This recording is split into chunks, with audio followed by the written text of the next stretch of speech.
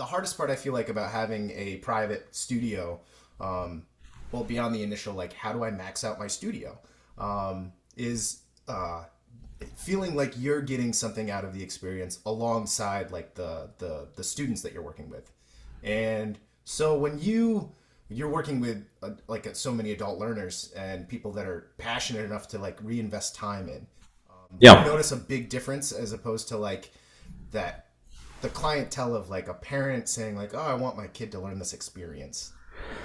It's way different teaching adult learners because the beginning student, you'll tell them to do something like the kid and they'll do it. One of my students who's like, I always come to one of my students is a retired chemical engineer. He's a very bright guy. And if I say do this, he's always like, but why? Show me data backing me up that that works, you know? And, even to the point where we joke, he'll show me like, brain research data that shows that slow practice may not be the best way. And I'll just say, shut up and do what I do. But like the adult minds are always like, I'll say, play this phrase and goof with it. Like, but why does that note work? Like, because it sounds good. And they want, and understandably, because they're very bright people, they want to know, why is it okay to play that? There's an A7 chord. Why can I play that G sharp? Why are you sitting on the G sharp for a moment? It's not in the chord. And the Aebersold learning and all the jazz videos say the A7 is A, C sharp, E, G natural. So why are you playing a G sharp? Does not compute. What scale are you using? And like getting them out of that mindset of having a right answer and just saying because it's art and it sounds good, you could justify it one of 8 different ways. Yeah. That's tough for the adult analytic mind. So a lot of it is talking them off the roof and telling them it's art, not science. Awesome. So it's very different. Whereas the sixth grader that you teach, Josh, you say, play this G sharp here, and they go, done. Okay. Done. I don't care even how to spell the chord. I'm just going to play that note. No, it's well. Half the time I feel like I'm dealing with someone that doesn't even necessarily have the facility where they're like, I'm playing a G. Like there's so many like once they hit that middle school age, they're learning it. It's just a different kind of learning where all of a sudden they're not invested to the point where they're like, this is the fingering for all these notes. They're like moving and counting and Yeah. they're learning differently, which is that's so interesting. Yeah, it's fun. It's challenging in very different ways, but a whole lot of fun. A lot of fun. And their patience is endless, which makes it really satisfying to do. Yeah, and you feel like you're asking them to do something, and after the fight of having them do it, they're gonna go home and do it because they're invested in the same. I mean, they're financially invested, and they're there because they want to be there. So It really, yeah, it's a different ball of wax. that's so cool. That also makes me think about like what's the turnover rate like when you're dealing with just adult learners? In one-to-one adult learners, the turnover is either like one lesson and done or years in my experience. And I had adult learners that I taught a gentleman that had a traumatic brain injury through viral meningitis. Major inflammation in the brain, passed out in his car, and had critical short memory loss. So over the course of a year and a half to 2 years, we were still remembering some of the fingerings of the notes on the staff. But my mentor, Michael Hester, would always tell me, not everyone there is to study saxophone with you to learn the saxophone. And at the time, I was like, what do you mean? I don't teach cooking. And he was like, sometimes a kid just needs an adult to listen to them for an hour. That may be the person's only hour in their entire week where they have another human's undivided attention.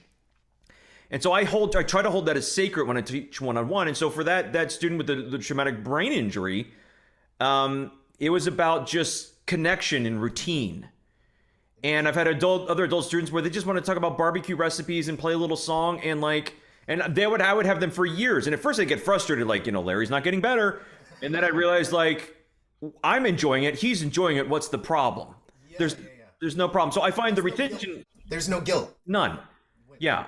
I taught an entrepreneurship class and I had a percussionist. I taught music entrepreneurship at the university for a while, which was kind of like being a medic on the beach in Normandy, but all you have is a box of Band-Aids. It was not, one semester, like they were hopeless. But I had a percussion student, like, I only want to teach students that are serious. And, if they're just there for a hobby, they're wasting my time. And I was like, oh, goober, you're going to starve to death. And what a snotty, cheesy way to look at life in the art form. Yeah, I can't wait to see your 9 to 5 in 9 to 18 months. Right. And like I don't want people like it's a hobby. It's a hobby. Some of us have taken this hobby way too far. Why not enjoy it? So adult turnover one-on-one is very low.